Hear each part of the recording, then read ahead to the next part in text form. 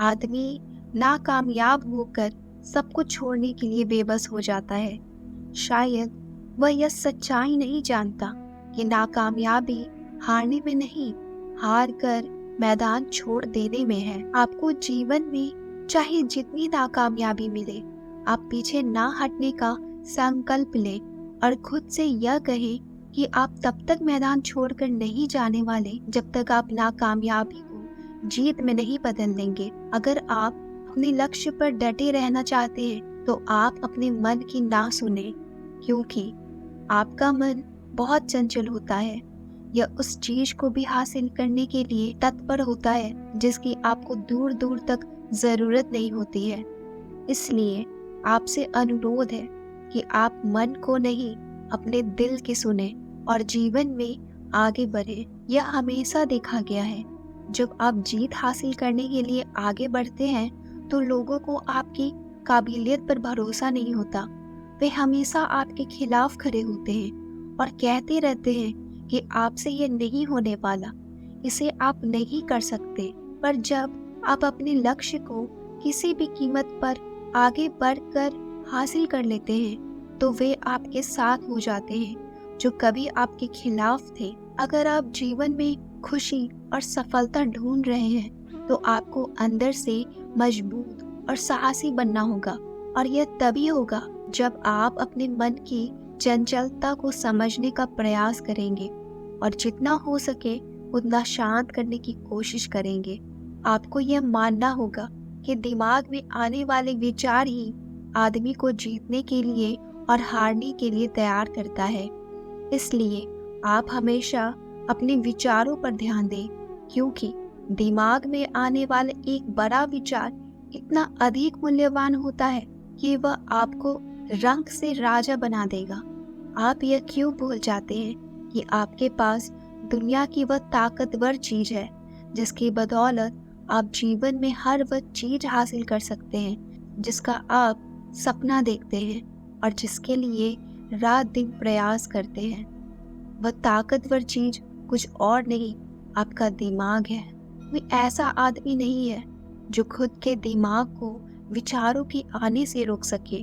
पूरे दिन दिमाग में विचार आते रहते हैं। उनमें से कुछ विचार ऐसे होते हैं जो आपके जीवन को बर्बाद कर सकते हैं, तो कुछ ऐसे विचार भी होते हैं जो आपके जीवन को बदलने की ताकत रखते हैं। इसलिए आप हर दिन अपने विचारों पर ध्यान दें। आप हमेशा यह याद रखें कि दिमाग में आने वाला एक विचार आपके लिए जो कर सकता है दुनिया में कोई भी नहीं कर सकता। ये विचार ही होते हैं जो आपके जीवन को आधार देते हैं और एक बड़ी जीत हासिल करने में आपकी मदद करते हैं। इसलिए आप अपने विचारों को महत्व दें और उसकी ताकत का लाभ उठाएं। लोग मन की शांति हासिल करने के लिए न जाने कहां कहां भटकते रहते हैं, पर उन्हें शांति नहीं मिलती। शायद वे इस बात से अनजान होते हैं कि मन की शांति कहीं बाहर से नहीं आती, बल्कि इसे हासिल करने के लिए आपको बहुत ज्यादा समझदार बनना होता है। अगर आप चाहते हैं कि आपको हर काम में सफलता मिले, तो आप मेरी इस बात को हमेशा याद रखना कि जब आपका मन काम करने का ना हो तभी आप काम करें, क्योंकि ऐसा करके आप अपने दिलो दिमाग को यह विश्वास दिला देते हैं कि आप सफल होने के लिए कितने व्याकुल हैं और आप किसी भी कीमत पर जीतने के लिए तैयार हैं। अगर आप कोई चीज पाना चाहते हैं तो आप इस बात पर ध्यान दें कि किसी चीज को पाने के लिए आपको एक बार नहीं, बार बार प्रयास करना पड़ता है, और ऐसा करके आप उस चीज को पाने की संभावना को बहुत ज्यादा बढ़ा लेते हैं। आपके जीवन में चाहे जितनी परेशानियां आ जाए, अगर आप घबराते नहीं हैं बल्कि साहस और हिम्मत से उसका सामना करते हैं, तो आप यह मान लीजिए कि आपको आपके लक्ष्य से कोई भटका नहीं सकता। जीवन में हमें अक्सर अपनी गलतियों और बीते हुए कार्यों का पछतावा होता है। हम खुद को सोचते हैं कि क्या होता अगर हमने वह कार्य नहीं किया होता या उस गलती को सुधार दिया होता। लेकिन क्या आपने कभी यह सोचा है कि बीता हुआ कल वापस लौट कर नहीं आता है? महात्मा बुद्ध एक गांव में प्रवचन सुना रहे थे। उन्होंने पास हुए लोगों के समीप अपनी मधुर वाणी से सभी को संबोधित करते हुए बताया कि हर किसी मनुष्य को धरती माँ की तरह सहनशील तथा क्षमाशील होना चाहिए। क्रोध मानव का एक ऐसा शत्रु है जो दूसरों को तो हानि पहुंचाएगा, साथ में खुद भी उससे नहीं बच पाएगा। इसलिए क्रोध, ईर्ष्या मानव के सबसे बड़े शत्रु हैं। सभा में सभी लोग शांति से उनकी बात को ध्यानपूर्वक सुन रहे थे। तभी वहां उस सभा में एक अति क्रोधी व्यक्ति भी उपस्थित था। वह पहले तो उनकी बात सुनता रहा, फिर वह अचानक महात्मा जी से क्रोधित होकर बोला। बोलते समय उसका आंखें खून के समान लाल हो रही थी। उसने बोला कि तुम ढोंगी हो, यहाँ बैठकर लोगों को बेवकूफ बना रहे हो। यह जो भी तुम कुछ कह रहे हो ना, इसको सचमुच करना बहुत मुश्किल है। समझे, तुम्हारी इन बातों का कोई मतलब नहीं है। यह सब बातें कोई मायने नहीं रखती।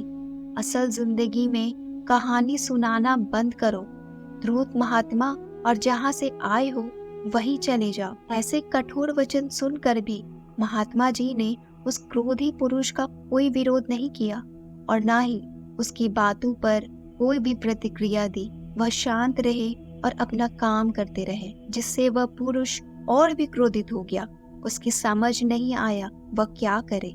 तब उस पुरुष ने महात्मा जी के मुंह पर थूक कर चला गया। अगले दिन जब उस व्यक्ति का क्रोध शांत हुआ और उसे अपनी गलती का पछतावा हुआ, तब वो आत्मग्लानि में जलने लगा और फिर उसने सोचा कि उस महात्मा से मुझे माफी मांगनी चाहिए।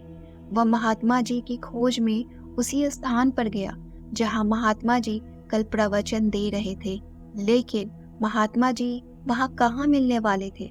वह तो अपने शिष्यों के साथ अन्य किसी गांव की यात्रा पर निकल पड़े। वह पुरुष सब लोगों से महात्मा जी के बारे में पूछता पूछता उस स्थान पर पहुंच गया जहां कि महात्मा जी प्रवचन कर रहे थे। तब उस पुरुष को महात्मा जी के शिष्यों ने उसे उनके पास जाने से रोका, लेकिन महात्मा जी ने अपने शिष्यों को आदेश दिया कि आने दे उस पुरुष को। तब वह पुरुष महात्मा जी के चरणों पर गिर गया। उनसे बोला, मुझे क्षमा कीजिए महाराज। उसने महात्मा जी से पूछा, क्या आप भूल गए हो कि मैं वही हूँ जिसने कल आपका इतना अपमान किया था? मैं अपने इस कार्य की आपसे माफी मांगता हूँ। तब महात्मा जी ने बड़े शालीनता से उस पुरुष से बोले कि कौन सी बात? तब उस पुरुष ने बड़ी हैरानी से महात्मा जी की ओर देखा। महात्मा जी बोले कि मैं तो बीती बातें वही छोड़ आया, क्योंकि बीता हुआ कल कभी वापस लौट कर नहीं आता। इसलिए बीती हुई बातों की वजह से आज और अपना आने वाला कल नहीं बिगाड़ना चाहिए। जो हो गया सो हो गया। तुम्हें अपनी भूल का एहसास हुआ, यही सबसे बड़ी बात है। तुम अपनी गलती को मान लिए, सो तुम अब निर्मल हो गए हो। इसलिए कोई भी गलानी अपने मन में नहीं रखो। अपने आने वाले कल के बारे में विचार करो और उसे सुधारने का प्रयास करो।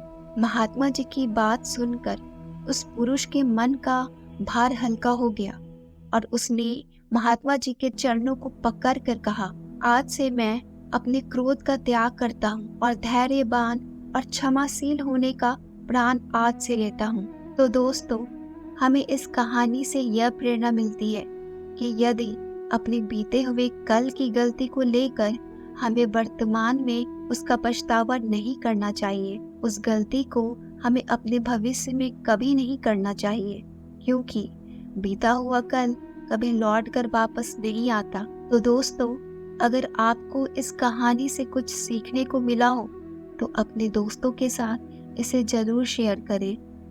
जय श्री कृष्णा।